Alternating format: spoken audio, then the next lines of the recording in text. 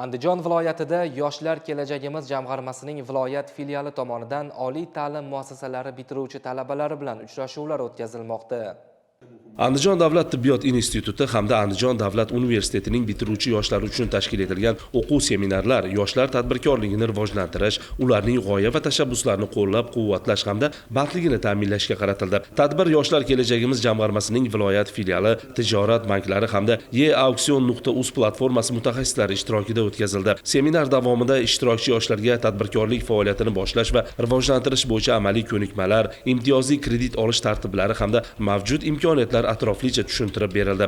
Ma'lum qilinishicha, ushbu o'quv seminarlarida jami 500 nafardan ortiq bitiruvchi talabalar qamrab olindi. Yoshlar o'zlarining biznes g'oyalari, loyihalarini amalga oshirish hamda moliyalashtirish masalalari bo'yicha soha mutaxassislaridan bevosita javob olish imkoniga ega bo'ldilar. Uchrashuvlarda prezidentimizning 61-sonli qarori doirasida Andijon viloyatida amalga oshirilayotgan ishlarga ham alohida e'tibor qaratildi. Xususan, mazkur qaror asosida 301 nafar bitiruvchi talabaning tadbirkorlik loyihalari qo'llab-quvvatlanib, ularga jami 15 milliard 746 million so'm miqdorida imtiyozli kreditlar ajratilgani qayd etildi. Kreditlar 84 oygacha muddatga 18% stavkada va 24 oylik imtiyozli davr asosida taqdim etilgan.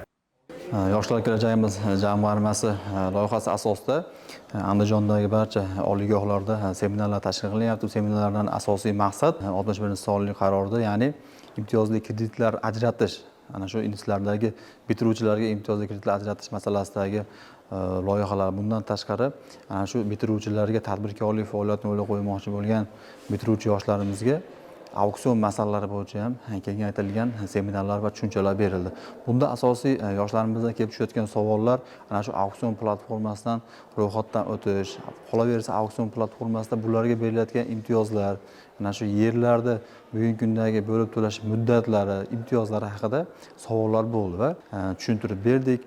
Auksion platformasidagi imtiyozlar haqida keng qamrovli ma'lumotlar berdik. Ushbu talabalarning ichida ikkita bosqichga bularni ajratib oldik. Birinchisi, tadbirkorlik faoliyatini boshlamoqchi bo'lgan tadbirkor yoshlarimizga alohida ana shu arzonroq bo'lgan, ya'ni ko'chma savdo joylarini taklif qildik va bundan tashqari tadbirkorlik faoliyatini yo'lga qo'yib bo'lgan talabalarimiz ham chiqdi. Bularga alohida davlatimizni bo'sh turgan obyektlarini, bundan tashqari bo'sh turgan yerlarimizni tavsiya qildik va bularga amaliy yordam ko'rsatdik.